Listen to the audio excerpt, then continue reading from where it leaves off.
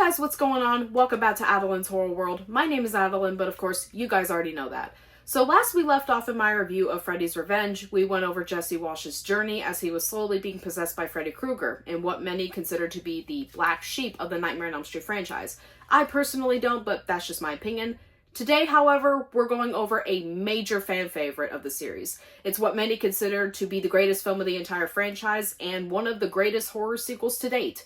That is, of course, A Nightmare on Elm Street 3, Dream Warriors. So without further ado, let's get started. So A Nightmare on Elm Street 3, Dream Warriors stars Patricia Arquette in her feature film debut, Heather Langenkamp, Craig Wesson, Ken Sagoes, Rodney Eastman, Jennifer Rubin, Laurence Fishburne, John Saxon, Robert Englund as Freddy Krueger, and is directed by Chuck Russell. This is the one sequel of the entire franchise, with the exception of New Nightmare, that Wes Craven was involved with when it came to the writing process. And Frank Darabont also has a writing credit in this film. You know, the guy who directed the freaking Shawshank Redemption.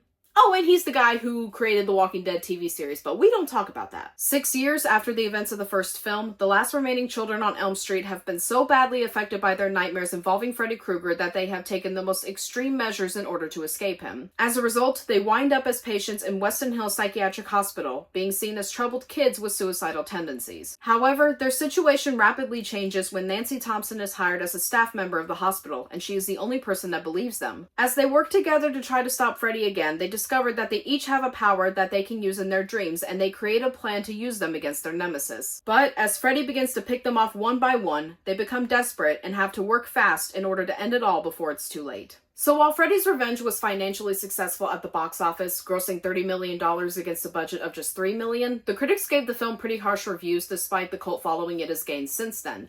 Because of this, New Line was really unsure on whether or not they wanted to continue making more movies. However, Wes Craven signed on to Dream Warriors because of how much he disliked the second film, and he intended on making this installment the final movie of the franchise. Well, we all know how that turned out. This was actually the first installment out of any Nightmare film where the idea switched from one person versus Freddy to a whole group kicking his ass. This was due to Craven's idea that the souls that Freddy absorbed over time made him too strong for just one person to battle, so we ended up getting the awesome cast of kids in the final version. There are so many differences from Wes's original script and the final film we got. For example, a majority of the kids were written with drastic differences. Taryn was originally supposed to be black, Joey was supposed to have created the model of the Elm Street house, Philip was supposed to be 13 years old as opposed to apparently being 17, Will's original name was Loretto and he didn't use a wheelchair, and he made the clay puppets instead of Philip. Also, in the original script, Neil and Nancy were supposed to have a romance, and there was supposed to be a scene where they had sex. Honestly, I'm kind of glad they cut that part out. And finally, both Joey and Kincaid were supposed to die at the end, and Kristen was going to be the sole survivor. I'm also glad they changed that because I love those characters. When it came to filming, it started on October 15th of 1986 in Los Angeles, California, and concluded in November the same year. It wasn't too easy, as this film had the most fantastical effects of the entire franchise up until that point. What with the television death scene of Jennifer, which was created by using a dummy of the actress made of fiberglass and urethane, the line "Welcome to Primetime Bitch" being ad-libbed by Robert Englund himself, as well as an effect that was originally meant to be shown with Taryn's death where her head explodes, but they can never get the effect to work. A Nightmare on Elm Street 3, Dream Warriors was finally released on February the 27th of 1987, and while most of the reviews were incredibly positive, calling the film a perfect companion piece to the first film, and with it being said that Nancy's story was concluded very well, some critics were not fans. Roger Ebert especially gave the film 1.5 out of 4 stars and said that the film never generated any sympathy for its characters.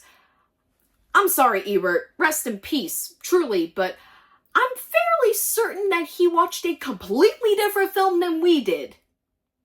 Either that or he was delusional. Rotten Tomatoes currently has Dream Warriors at 68%, much higher than the second film, and the critics' consensus goes as follows. A Nightmare on Elm Street 3 Dream Warriors offers an imaginative and surprisingly satisfying rebound for a franchise already starting to succumb to sequelitis. And now for my favorite section of these reviews. Adeline's Horror World Trivia Time! Did you know that the original concept for the film that Wes Craven pitched to New Line Cinema involved Freddy entering the real world and haunting the actors and crew involved in making the films? New Line actually rejected the idea due to it being too ambitious, causing Craven to help write the film we ended up getting. His concept would finally be used 7 years later in New Nightmare. Did you also know that for the opening nightmare sequence with Kristen, the doll resembling the little girl that Patricia Arquette was carrying was actually supposed to be a lifelike fake corpse that special effects creator Mark Shostrom created? Chuck Russell was very convinced that it looked too grotesque and lifelike, so he switched it out for the fake skeleton that was used in the final film. Finally, did you know that Jennifer Rubin, who played Taryn, has been told by many fans that her character inspired them to end their addiction with drugs, which she is very proud of to this day? And honestly, that's a very good thing to be proud of, for sure. So Dream Warriors was an installment that was always a personal favorite of mine growing up. When I was a kid, I always found myself being attached to the group of characters, such as Kristen, Kincaid, and Joey. And especially nowadays, I find myself relating to them a lot more in terms of their depression, the themes of mental health, and how back in the 1980s, adults didn't take mental health as seriously as they do now. However, I did choose to re-watch the film for this review so I could refresh my overall thoughts of the entire film. And I'm gonna have to be honest, guys. This film is still freaking amazing. I prefer it to the first film, and it's absolutely in my top 3 of the entire franchise. It is damn near flawless, and I'm gonna go ahead and tell you why. So first, let's go ahead and get my biggest positive out of the way, the characters. The cast of characters that we get in Dream Warriors is still my favorite cast out of the entire franchise, and that is never going to change. Every single character, besides Dr. Sims, is so damn likable, and I didn't want any of them to die. They're not immature children when it comes to defeating Freddy. They're just young people who are stuck in a really terrible situation. However, they do their best to try to work together against Freddy, such as Will and Joey taking shifts at night for the other to stay awake in case they have to pull the other out of their nightmare if Freddy is terrorizing them. All of these kids genuinely care about each other, and honestly, I can't really picture any other actors to play these kids. They all have terrific chemistry, and it makes the viewing experience way stronger as a result. Next, to put it brief, I really like the score by Angelo Badalamenti. I probably butchered the pronunciation of that name, and I deeply apologize. It's one of the most eerie scores out of the entire franchise to me, and it has so many memorable tracks, my favorite of which is actually the piece of music in the opening scene when Kristen is making the model of the Elm Street house. Next, this film has my all-time favorite version of Freddy out of the entire franchise.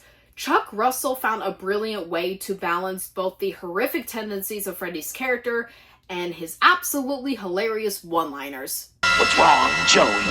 Feeling tongue-tied? Sorry to keep you waiting.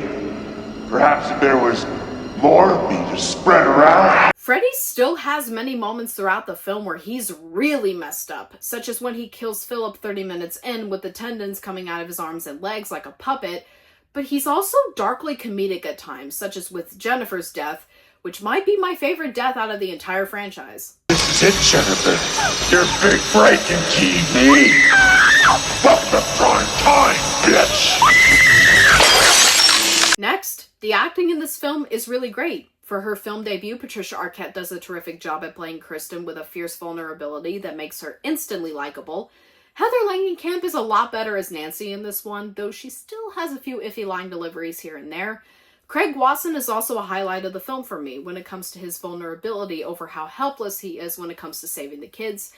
And also the actors who play the kids are really great as well, my favorite of which being Ken Sagoes and Rodney Eastman as Kincaid and Joey. Next, this film has my favorite opening nightmare sequence out of the entire franchise with Kristen going into the Elm Street house. It's one of the simpler nightmares of the series, but the atmosphere and score that are incorporated makes the dread creep higher and higher, until it ultimately crescendos into a wonderful and suspenseful sequence of the film that reminds us that Freddy is not messing around this time. Freddy's home. Next, the idea of a group of kids battling Freddy is something akin to Stephen King's It, which I find to be a terrific thing. I've always been a fan of stories that involved kids taking on a monster and defeating it, whether that be a monster in their reality or in their dreams. This actually kind of goes back to what I said about the chemistry between the actors being so perfect and why the casting was lightning in a bottle for the franchise. Had you picked other actors to play characters such as Kristen or Taryn or Jennifer, it would not have worked anywhere near as well as it did. By picking the actors that they went with, they did get to capture that sense of care and strength that it took to defeat Freddy in the end, and it could not have been any more perfect. Side note, I also really enjoyed the dream powers that these kids have, even if some of them can be a little cheesy, such as Will being the Wizard Master. In the name of Laurence, Prince of Elves, demon be gone! Sorry, kid. I don't believe in fairy tales. Next, I love how Nancy is incorporated into the story. It's a classic trope in storytelling where a character becomes a mentor figure for the protagonist and has to try their hardest to help the main character throughout their journey. Nancy does that here, being a helper to the kids because she's the only adult figure in the hospital that has dealt with Freddy before, and that is the reason that Kristen trusted her so quickly. Nancy was the only one that was on her side, and she was the only one that believed her. Going alongside this, while I do have an issue with the way that it's built up, I'll get to that later, I do believe that the way that Nancy's story comes to an end is beautifully handled with her death. She gets to do what I hardly see any final girl do. She dies while also helping kill Freddy. She does it to save Kristen, and she unknowingly buys time for Neil to deliver the finish to the monster, and honestly, this scene makes me cry every time that I watch it. Finally, I really appreciate how Freddy's backstory is minimally told to us in this one. The other sequels would go on to over-explain everything about his childhood and how he became a killer and a dream demon, but Dream Warriors chooses to smartly reveal his backstory in snippets rather than one humongous exposition dump. And the backstory really focuses more on Amanda primarily, not so much Freddy himself. And while I do find a little bit of Freddy's backstory being revealed to be interesting, I think that it was smart of Craven and Darabont to make it minimal rather than one long scene of exposition. And it's brilliantly handled in my opinion. Moving on to my only mixed element of the film, and that is the build up to Nancy's death. In the first one, Nancy was portrayed as a character that was highly intelligent when it came to battling Freddy. She didn't fall for any of his shenanigans, and she always knew that he was around the corner at almost every single instant in that movie. Here, though, she somehow believes at the very end that the person she's seeing is actually her dad and not Freddy, which makes no sense to me whatsoever. If this happened in the first film, Nancy would not have bought that whatsoever and would have found a way to outsmart Freddy. And I feel like this was a really weird writing decision to find some way to kill her off at the end. While I do like how her arc comes to a conclusion with her death, this one part of it always irritates me to no end. So, no negatives to speak of. Overall, guys, Dream Warriors is an absolutely terrific installment of the franchise, and it definitely ranks high on my list of favorite horror sequels of all time. Besides the build-up to Nancy's death, all the characters are incredibly likable, and I didn't want any of them to die. The suspense is tremendous. The version of Freddy that we get is the best version of the character out of the entire franchise. The kills are amazing. The acting is great. Hell, pretty much almost everything is magnificent in this one. It's fun, it's entertaining, it's creepy, and it's emotional too. Is it my favorite though? I can't answer that as of now because there's actually an installment later on that I might prefer to this one. Bonus points if you can guess it correctly. Of course, I will have to rewatch that film for my overall verdict on which one I prefer. Regardless of that, this is absolutely a recommendation from me of the horror genre. It absolutely deserves its reputation as a great horror sequel, and I'm glad that it has so many fans. I'm going to give A Nightmare on Elm Street 3 Dream Warriors an A. So what do you guys think of A Nightmare on Elm Street 3 Dream Warriors? Do you like this movie? Do you hate this movie? Do you love this movie? Or is it just in the middle for you? Let me know and we could discuss it in the comments below. Also, go ahead and let me know where Dream Warriors falls in your ranking of the franchise. So next Saturday, be looking forward to my next review, which is another fan favorite of the sequels, The Dream Master. Also, if you're new to the channel, please go ahead and hit the like button, subscribe to the channel, and set your notification settings to all. That way you can be notified for all future videos and content going forward. So anyways, guys, I guess that's pretty much it. So anyways, I'm Adeline. This is Adeline's Horror World, of course. You guys already know that. I love all you guys to death. And until next time,